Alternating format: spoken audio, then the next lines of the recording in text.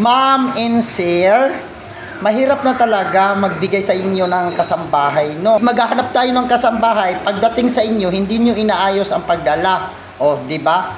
Natural ang tao aalis.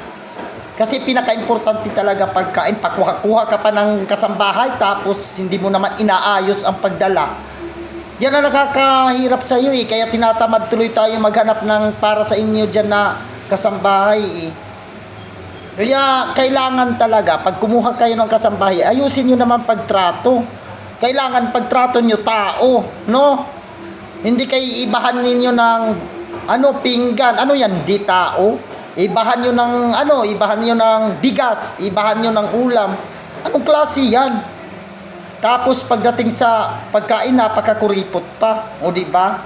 Wala talagang gaganahan. Wala talagang magtatagal sa inyo dyan. Sa totoo lang.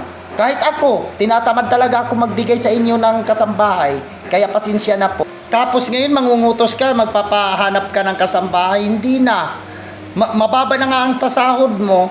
Kuripot ka pa sa pagkain. Talagang lalayasan ka. Hindi talaga magtatagal sa iyo. Kaya yan lang. Wala na akong ibang masasabi. Kaya hindi na ako maghahanap para sa iyo.